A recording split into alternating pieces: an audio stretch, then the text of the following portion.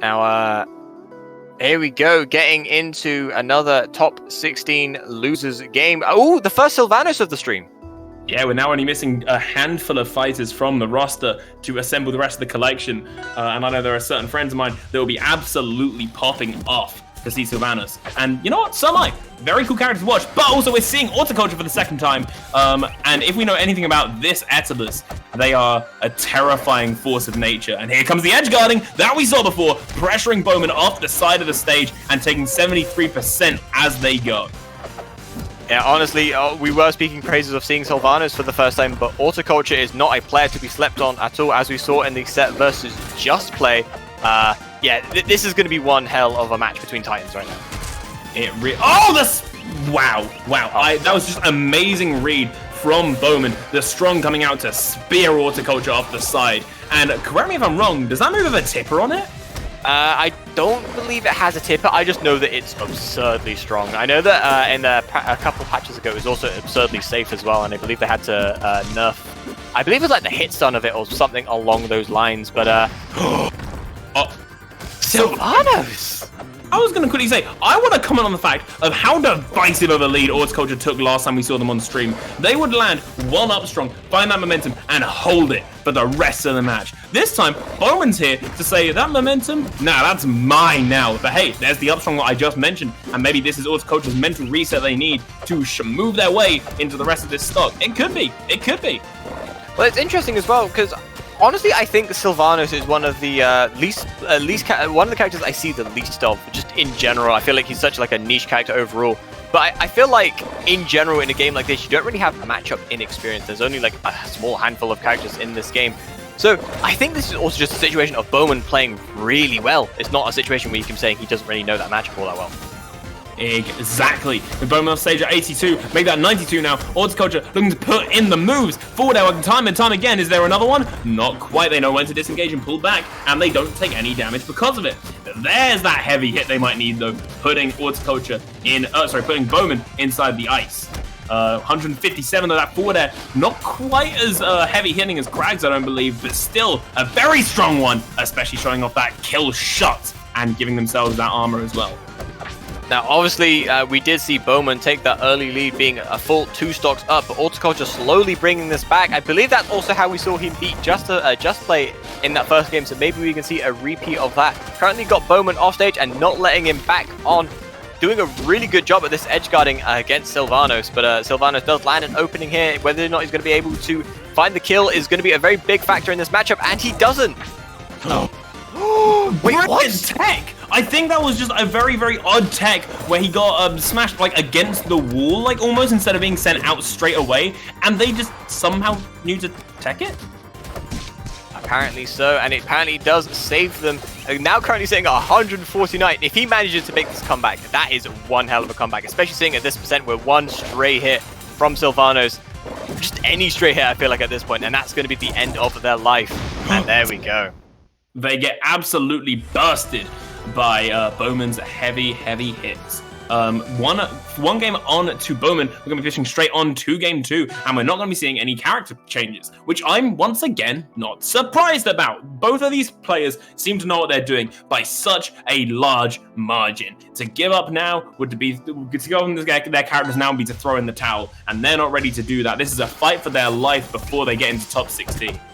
And honestly, when you consider how close the end of that game 1 was, obviously we saw Bowman take that insanely early lead, but Orticoltore bring that back to essentially both players over 100%, and one hit from either player was going to end it. The up B spike going to be sending Bowman into the bottom blast zone.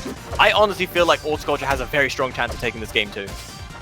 That is so true. And look at this pressure showing off that it doesn't matter how heavy or slow your character is, they can still move at the speed of sound in Rivals of Aether. And Orticoltore, oh wait, actually that was a brilliant parry from Bowman, being able to turn it around, make advantage their favor, try and keep pressure onto Orticoltore as well. Good up strong from Aether himself. Oh, trying to find it. I think that might be one of Orticoltore's favorite kill shots. Just maybe. I mean, to be fair, if it ain't broke, don't fix it, and clearly showing it ain't broke, as he currently now does the reverse of what happened to him game 1, now being 2 stocks up on Bowman, and just extending that lead further and further and further. So true. There's that armor that Orticoltore wants to be able to tank some heavy hits, and especially at 132%, you're gonna want to be living as long as you can. And they get shattered by Bowman, 85%, and taken off the top. Orticoltore has to be reeling a little bit from that one, but 122% their final stock. I didn't even realize that Bowman was on their last stock and Orticoltore was on 2. Jesus Christ! Yeah, Orticoltore taking an almost demanding lead at the beginning of this game too.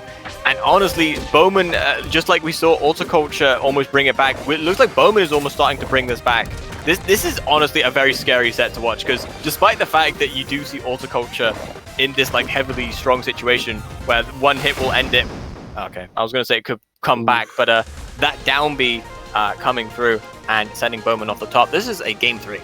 This is one of the, I think this is the second game 3 of this stream, and we're at like almost top 16. So like, huh. I say you gotta love those close and competitive sets. Ooh, the first stage switch of this set, or it's the first and only stage switch of this set. Now going to Air Armada.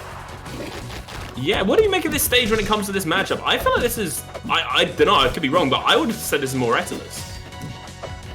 It's hard to say. I feel like overall stage size doesn't matter to these two this much, other than the fact that Sylvanas' plant, which sits on platforms and whatnot, obviously if you have a bigger stage, less of the stage is going to be controlled by that grass on the floor. But I don't think it's like a heavily bad stage for like any player here, to be honest with you. That is fair enough, but there's a strong from Bowman getting a nice little conversion on Orticoltore. Dan takes him off the top. What? Just like that. They lose their stock and go down to their second. I'm going to be honest, I did not expect that up air to kill whatsoever. I thought that was going to be an easy survive for Orticoltore, but apparently managing to find the right hit of the move, and that's going to be Orticoltore off the top. And again, down at disadvantage, but as we've seen, Orticoltore can definitely bring that comeback. So true, and there's the upstrong that they love to land. Probably maybe going for it again. No, Bowman is there to challenge, and there's that ice shatter. Tries to get the down strong out of it, but doesn't quite find the hit. 149%, and there's the upstrong. Finally, hands up in the air, slam them together. If you want to clap, Orticoltore will take you off the top. It's also worth recognizing as well that Orticoltore has gone for a lot of these icicle combos where like obviously you down B into the ice to create that little like ripple effect, and it shatters all the ice and puts the opponent stuck in an ice block. But I've seen Bowman been stuck in a lot of them, and I don't think he's been hit by many, if any, of the confirms afterwards, and maybe we can see that situation there. There we go, never mind being caught by the roll this time. So true, 101% on Orticoltore. Being a heavy, I can't be too bad, but like, it could definitely be better. But Bowman at 125, obviously in a much worse spot. That forward air, almost taking it as well, and passes him up, using the icicles into the forward air. Orticoltore makes this game look a hell of a lot better for them. Very, very true. And obviously, we did see them be the first person to lose their stock here. But now currently sitting back with the advantage. But we also did see Bowman start to bring back a comeback as well. So honestly, I feel like these two are just comeback kings. And even if they're like 2 stocks down, don't count them out. I entirely agree with that logic. Obviously, the more damage, I said this the other game, the more damage that Orticoltore finds on Bowman, that is just a preface going on to this next stock. They make this back to the stage actually A-okay probably. Nope, Bowman takes him off the top and cements it at a 38% lead for Orticoltore. But Bowman already making it their advantage to take, but Orticoltore pushing him off the side can look a little bit bleak. Especially, I think Sylvanas has something of a linear recovery pattern, right? Well, both of these characters do.